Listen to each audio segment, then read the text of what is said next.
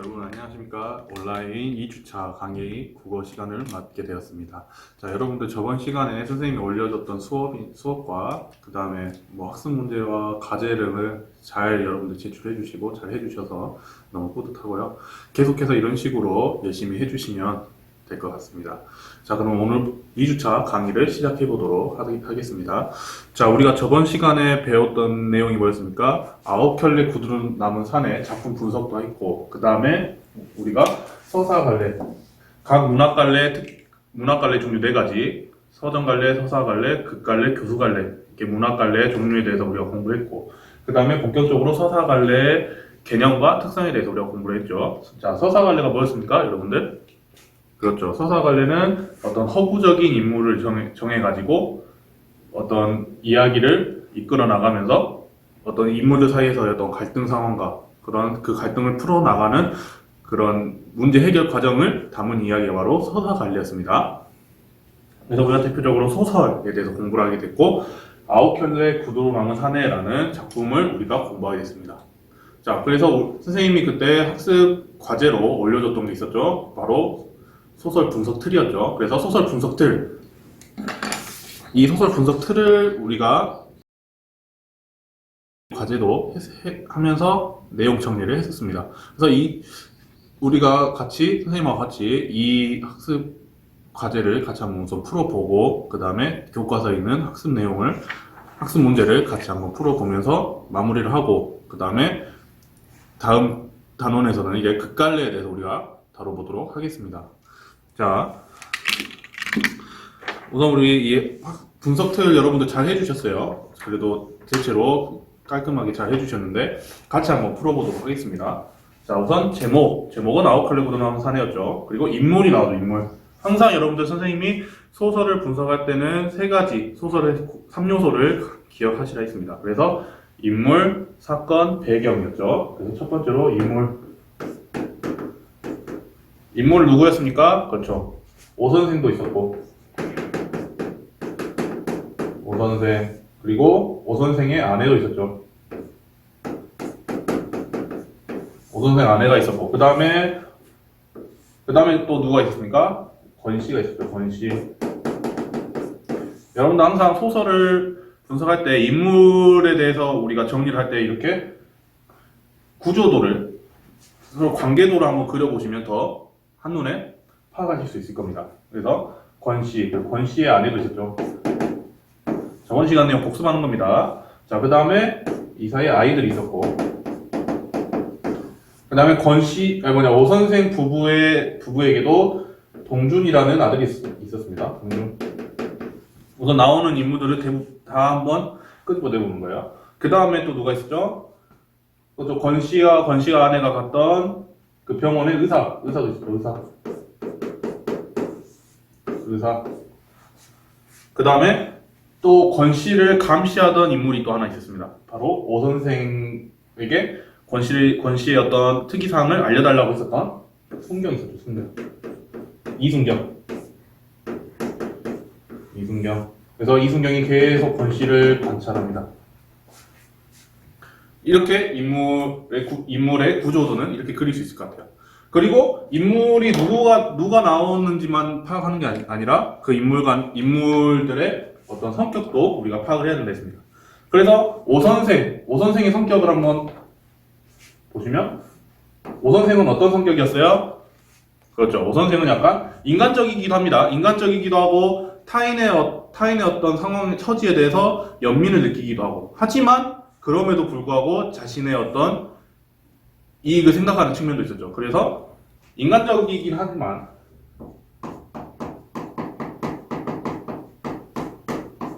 인간적이나 약간 이해타산적이다.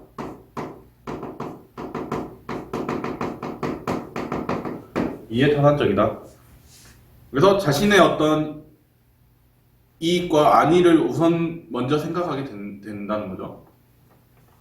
그래서 우선 권씨가 와가지고 돈을 빌려달라고 했을 때 권씨의 처지에 불쌍하고 연민을 느끼긴 하지만 우선 나 자신도 힘들어서 처음에는 거절을 하는 거죠. 그리고 권씨가 뭔가 권씨에게 돈을 빌려주면 못 갚을 것 같아요. 못 받을 것 같아요. 그래서 그런 걱정에 처음에는 거부를 하는 거죠. 돈을 빌려준 거를.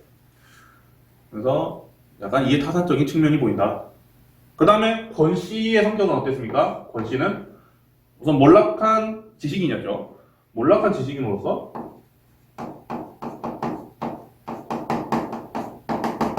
몰락한 지식인이었지만 자존심이 셌죠. 지식인으로서의 자존심이 센 인물이었다.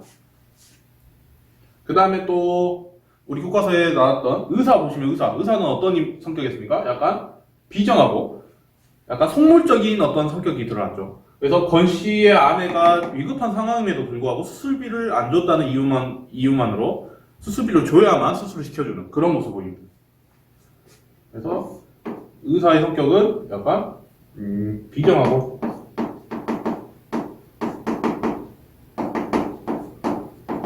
속물적인 성격을 보인다. 우선 우리 교과서에 실린 부분에서 나타나는 중심 인물들의 성격을 우리가 한번 파악을 해봤습니다. 그래서 인물은 이 정도로 한번 보고, 그 다음에 인물, 사건 어떻습니까?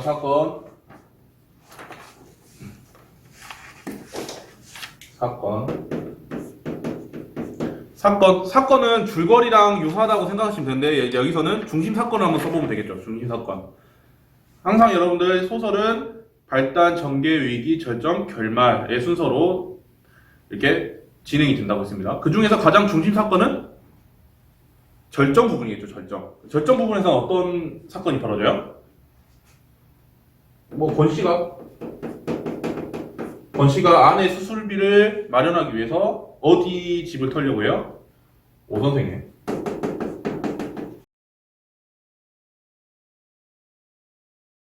뭐 이런 식으로 쓰면 되겠죠. 영상 소설 분석 틀은 거창하게 막 쓸 필요 없어요. 그냥 여러분들이 느낀 대로 이해한 대로 쓰는 연습을 하시면 됩니다. 그래서 권 씨가 오 선생의 집을 털려고 했다. 이 정도 절정. 그 다음에 배경, 인물, 사건, 배경이요. 배경은 어디였습니까? 배경은 크게 두 가지로 나눠진다 했어요. 배경은 시간적 배경과 공간적 배경으로 나눠진다 했습니다. 시간적 배경은 1970년대 이 정도. 그 다음에 공간은 뭐 어떤 친구들 보면은 자세하게 어떤 인터넷 검색을 통해서 성남시라는 거를 찾아낸 친구들도 있는데 그것도 좋습니다. 좋은데 뭐 대충 서울 근교 뭐 도시 재개발 진행 중인 도시 뭐 이 정도로 공간적 배경을 이제 설정하셔도 충분합니다. 그래서 이 정도로 인물, 사건, 배경 순으로 해서 소설의 3요소를 우리가 다시 소설 분석 틀을 같이 파악을 해봤고, 그 다음 줄거리 같은 경우 보시면은 여러분들 매우 잘했어요. 선생님이 봤더니 대부분 잘 정리를 했고 중심 내용 순으로 잘 연결을 지었습니다. 근데 어떤 친구들은 보면 개조식이라 하죠. 개조식으로 뭐뭐 했고 인물 뭐뭐 했고 이런 식으로 화살표를 쳐가지고 이렇게 정리를 한 친구도 있고, 아니면 한 편의 글로 줄거리를 요약해서 한 친구도 있습니다. 둘 다 맞는 방법이에요. 틀린 방법은 없습니다. 선생님 같은 경우도 이런 식으로 했어요. 이런 식으로 화살표로 개조식으로 선생님도 했습니다. 이런 식으로 해도 충분해요. 이런 식으로 줄거리를 정리하는 것만으로도 소설의 내용을 훨씬 더 잘 이해할 수 있고 더 머릿속에 많이 남는다는 것입니다. 그래서 여러분 항상 소설을, 어떤 작품들을 접하게 됐을 때는 항상 그냥 읽고 끝내는 것보다도 이렇게 줄거리를 다시 한번 내가 요약해보는 그런 활동을 갖는 게 훨씬 중요해요. 그래서 소설 분석 틀은 이런 식으로 정리를 하시면 됩니다. 그리고 인물 같은 경우도 그냥 인물이 누가 나오는지만 쓰는 것보다도 이렇게 관계도를 한번 그려보는 것도 매우 좋은 방법이에요. 자, 이렇게 해서 소설 분석 틀도 같이 선생님하고 해봤고, 자, 이제 페이지 98페이지로 이제 넘어가서 선생님이 이 강의를 듣기 전에 미리 학습 문제를 저번 시간에 풀어오라고 선생님 말씀드렸을 겁니다. 자, 그래서 같이 한번 풀어보도록 할게요. 만약에 지금 안 푸신 친구들은 학습 활동 이 페이지 98페이지부터 100페이지까지 풀어보시고 계속 이어서 들어주시기 바랍니다. 자, 98페이지 2의 1번부터 한번 보도록 하겠습니다. 다음 그림을 참고하여 이 소설의 줄거리를 정리해보자. 자, 우리 소설의 분석을 하면서 한번 했죠. 그 내용을 좀 더 요약해가지고 이 그림에 맞게 내용을 써주시면 될 것 같습니다. 그래서 뭐 아이를 안고 있는 이 사진에서는 이 권씨, 이 사람이 오 선생이죠. 지금 이 그림에 있는 사람이 오 선생입니다. 오 선생이 지금 아이를 안고 있어요. 어떻게 된 겁니까? 처음 장면에서는 권씨가 나에게 아내 수술비 빌려달라고 했지만, 오 선생은 물론 권씨가 불쌍했지만 그럼에도 불구하고 나도 지금 힘든 상황이기 때문에, 그리고 권씨에게 돈을 받지 못할 거라는 어떤 불안감 때문에 돈을 빌려주지 않았습니다. 그러다가 권씨가 돌아가고 나서 너무 미안해가지고 병원에 가서 결국은 어떻게든 돈을 구해서 수술비를 마련해가지고 아이를 낳게 된 거죠, 지금. 그 내용을 쓰시면 될 것 같아요. 뭐, 나가 권씨 대신 뭐 수술비를 지불하게 해가지고 아내가 아이를 낳도록 도왔다. 그런 내용을 쓰시면 될 것 같습니다. 그 다음에 그 아래 사진을 보시면, 자, 지금 도둑같이 보이죠? 도둑같이 생긴 사람이 지금 막 장롱을 뒤지고 있어요. 누구겠습니까? 그렇죠. 바로 권씨죠. 자, 권씨가 지금 오 선생 집에 지금 강도로 든 거예요. 이걸 뭐 정리해서 써보면, 뭐 수술비를 구하기 위해서 권씨가 지금 강도로 잠입을 한 거죠, 지금 집에. 그러다가 어떻게 됩니까? 정체를 들키게 되죠, 오 선생에게. 자, 그 다음에 마지막. 자, 구두가 많이 있는데 가운데 구두 한 켤레가 지금 사라졌습니다. 어떻게 된 거죠? 그렇죠. 지금 권씨가 지금 정체를 들키게 되고, 나 이래봬도 대학 나온 사람이요 라고 하면서 마지막에 어떻게 돼요? 그렇죠. 행방불명이 되죠. 그러니까 10컬레 구두 중에서 지금 한 컬레 구두가 남았다는 거는 권씨가 지금 사라져버렸다라는 그거를 나타내주는 그런 그림이라고 볼 수 있겠죠. 그래서 자존심에 뭐 상처를 입은 권씨가 이제 9켤레 구두를 남기고 호련히 사라져버렸다. 자신의 자존심에 상처를 입어버린 거죠, 지금. 그래가지고 사라져버렸다. 그러면서 이 소설이 열린 결말로 끝난다 했습니다. 열린 결말로. 자, 오늘 넘어가서 두 번째, 나와 권씨의 말이나 행동에서 드러나는 성격을 파악해보자. 자, 성격도 우리가 한번 파악해봤습니다. 다시 한번 보시면, 책임이 따르는 동정은 피하는 게 상책이었다. 뭡니까? 이웃에게, 그 권씨에게 불쌍함, 연민은 느꼈지만, 어때요? 느꼈지만 자신의 삶의 안위가 우선이었던 거죠, 오 선생은. 그래서 자신의 안락한 삶을 포기하지 않으려고 한 그런 성격이 드러나는 거죠, 이 대사에서. 자, 그 다음에 두 번째, 어떤 행동이 또 나타납니까? 오 선생에게서 그럼에도 불구하고 권씨에게 돈을 빌려주지 않고, 그런 부분에서는 이성적이고 어떤 냉정한 모습이 보이기도 하지만 또 어때요? 결국에는 권씨가 불쌍한 마음이,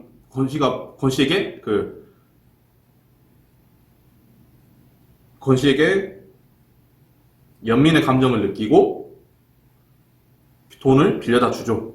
그런 점에서는 어떤 인간적인 어떤 면모도 보이고 정이 많은 인물이긴 하다. 그런 성격이 드러나기도 하고, 두 개의 성격이 같이 드러나죠. 자, 그 다음에 권씨는 보면, 오 선생 이래봬도 나 대학 나온 사람이요. 이 대사에서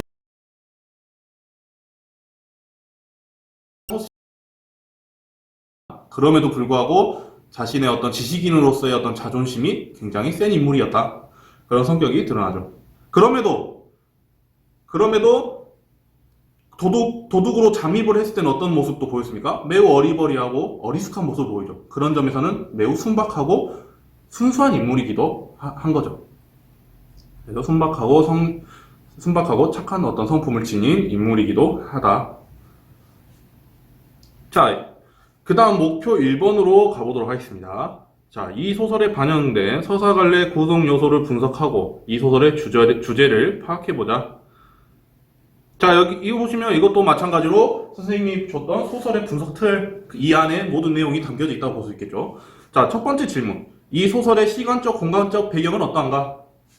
배경 나왔죠? 1970년대 서울 근교 도시, 재개발이 진행되고 있는 도시. 그래서 도시화 산업화가 진행되고 있는 1970년대의 어떤 사회 상황을 잘 적용시킨 작품이죠. 그 다음에 이 소설의 등장인물이 처한 상황은 어떠했습니까? 처한 상황, 말 그대로 권 씨의 상황을 주로 쓰시면 되겠죠. 오 선생은 겨우 돈을 모아가지고 집을 마련한 그런 인물이고, 권 씨는 열심히 살아가고자 하지만 어떤 산업화 시대의 어떤 그 피해자로서 그 대단지 사건, 광주 대단지 사건에 휘말려가지고 결국은 자신의 터전을 빼앗기고 쫓겨온 그런 불쌍한 인물이죠. 그런 처지에 처해 있는 인물이라고 볼 수 있겠죠. 그리고 등장인물 사이에 일어난 중심 사건은 무엇인가? 중심 사건 있었죠? 권 씨가 아내의 수술비를 구하기 위해서 결국은 오 선생의 집에 도둑으로 잠입하다가 정체가 들켜버린 그런 사건. 그 사건을 정리해서 써주시면 될 것 같습니다.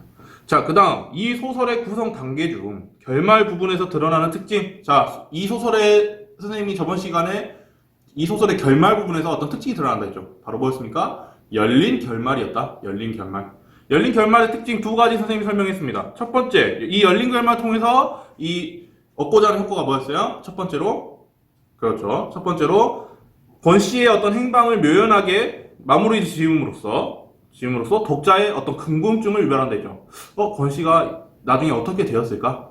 그런 내용, 그런 생각을 독자가 하게끔 한 거죠. 그리고 또 어떤 독자에게 깊은 여운을 느낌으로써 어떤 작품으로서의 완성도를 높이고 있다. 이 정도 특징을 적어주시면 될 것 같습니다. 자, 그 다음 2와 1에서 분석한 내용을 참고해서 이 소설의 주제를 파악해보자 라고 했어요. 소설의 주제는 뭐가 될까요? 여러분들, 우선 권 씨의 처지를 생각해보면 1970년대 산업화 시대 어떤 이익을 얻은 인물입니까? 그렇죠. 이익보다는 어떤 피해를 입은 인물이죠. 화려한 1970년대 우리나라가 엄청 경제 발전을 이룩하고 있음에도 불구하고 그 화려한 모습 그 이면에는 이러한 권 씨와 같은 산업화 시대의 피해자들이 있었다. 그리고 그 피해자들의 어떤 실상을 보여주는 그런 그게 바로 이 소설의 주제가 될 수 있다고 볼 수 있습니다. 그래서 당대 사회의 모순점이라고 볼 수 있겠죠. 산업화 시대의 모순점. 우리나라는 엄청 화려해지고 잘 살고 있는 그런 모습을 보이지만 그 사회의 이면에는 이러한 소시민들의 어떤 몰락 이런 것들이 나타난다. 이게 모순점이라고 볼 수 있겠죠. 그래서 당대 사회의 모순에서 비롯되었다는 점을 이야기함으로써 산업화라는 화려한 국가 개발에 이면에 소외된 이들의 가해진 어떤 사회적인 폭력이라고 볼 수 있죠. 이러한 사회적인 폭력에 대한 어떤 실상을 보여주는 작품이었다. 이게 바로 이 소설의 주제가 될 수 있습니다. 이러한 내용들에 대해서는 여러분들이 이제 스스로 정리해서 적어보는 연습도 필요합니다. 선생님이 이렇게 말로 설명을 해드렸지만 여러분들이 나름대로 이 내용을 정리해가지고 적는 연습도 필요해요. 그래야 나중에 여러분들 3학년 돼가지고 취업 준비할 때도 마찬가지로 뭐 자소서를 쓴다든가 그럴 때도 이러한 작문 능력이 매우 요구되기 때문에 지금부터 여러분들이 꾸준히 글 쓰는 연습을 하셔야 됩니다. 자, 그 다음 100쪽으로 넘어가겠습니다. 100쪽. 자, 이 소설에 나타나는 갈등의 원인과 양상을 파악해 보도록 하자라고 했어요. 자, 여기서 중요한 내용이 이제 드러나죠. 자, 소설에서 가장 중요한 요소라고 볼 수 있습니다. 바로 갈등입니다. 갈등. 항상 소설 작품에서는 이러한 갈등이 나타날 수밖에 없어요. 인물 간의 갈등 또는 한 인물의 내면 속에서 드러나는 갈등. 갈등이 있을 수밖에 없습니다. 왜? 이런 갈등이 있어야 재밌으니까요. 여러분들 드라마 보는 이유도 어때요? 그냥 주인공들이 한없이 평생 행복하게 살기만 하면 재미가 없죠. 어떤 이벤트가 벌어지고 어떤 사건이 빵빵 터져야 재밌죠. 이러한 사건이 터지는 그 원인을 주는 게 바로 갈등이라고 볼 수 있습니다. 인물 간의 갈등. 그래서 소설에서는 항상 인물 간의 갈등이 항상 펼쳐져요. 자, 우선 갈등의 정의를 다시 한번 보시면 갈등이란 어떤 사전적 개념이에요. 갈등은 일이나 사정 등이 서로 복잡하게 얽혀 화합하지 못하는 것. 화합하지 못하는 것을 갈등이라고 한다. 여기서 우리가 봐야 될 게 바로 화합하지 못하는 거죠. 화합하지 못하는 거. 어떤 생각이 같은 게 아니라 다른 거죠. 달라서 서로 대립을 하게 되면서 갈등이 펼쳐지는 거죠. 이게 바로 갈등입니다. 그래서 우리 문학 작품, 소설에서 드러나는 갈등은 크게 두 종류로 볼 수 있어요. 첫 번째로 내면적 갈등.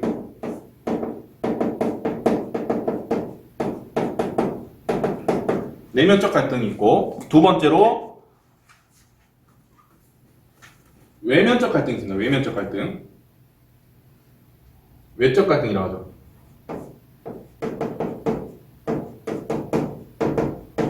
내면적 갈등 또는 내적 갈등이라고 합니다.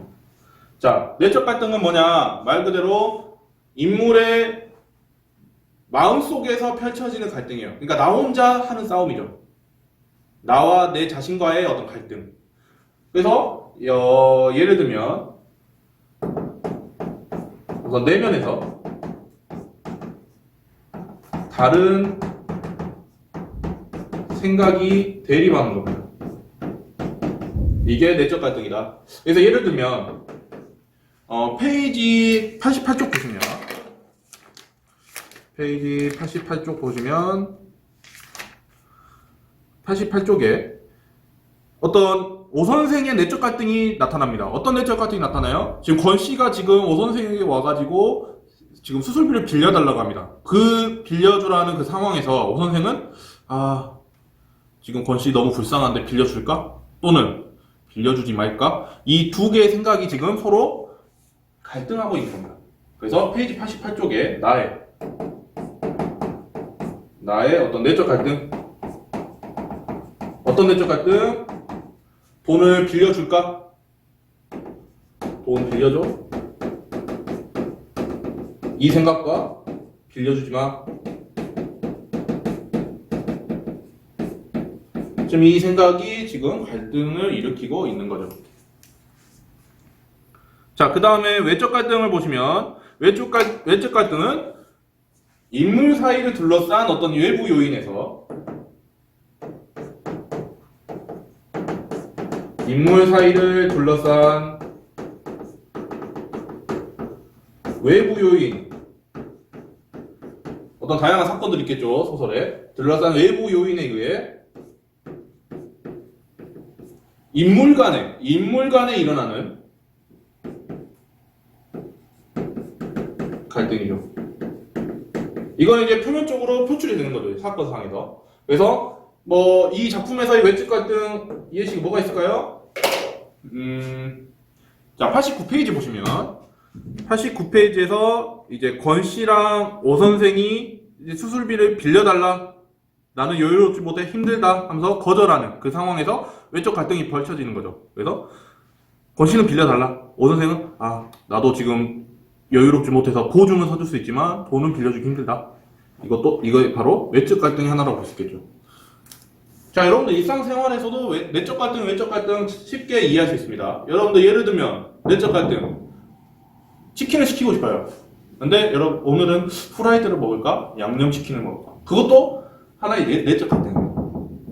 예적 갈등은 뭐겠어요? 예를 들어 동생이랑 나랑 치킨을 먹는다라고 했을 때 동생은 양념치킨 시키자, 나는 후라이드 시키자, 이렇게 돼버리면 이건 외적 갈등이 될 수 있겠죠. 이렇게 쉽게 이해를 할 수가 있다. 그래서 내적 갈등과 외적 갈등 잘 이해를 해두시고, 자, 이 갈등의 개념을 잘 이해를 하시고 100쪽에 2번을 보시면 됩니다. 이 소설에 나타난 갈등의 원인과 양상 파악해보자. 자, 나와 권 씨의 갈등 방금 했죠. 수술비를 빌려달라고 하는데 권 씨는 부탁을 달라는 권 씨는 오 선생이 거절하고 있으면서 갈등을 겪고 있고, 또 강도로 권 씨가 오 선생의 집에 침입을 했을 때도 마찬가지로 오 선생과의 권 씨와의 어떤 갈등, 외적 갈등이 나타나고 있는 거죠. 그 다음에 이제 권 씨와 의사 보시면 권 씨와 의사의 갈등 뭐겠어요? 권 씨는 수술을 시켜달라. 의사는 돈 주기 전까지는 수술을 해줄 수 없다. 이것도 하나의 외적 갈등이라고 볼 수 있겠죠.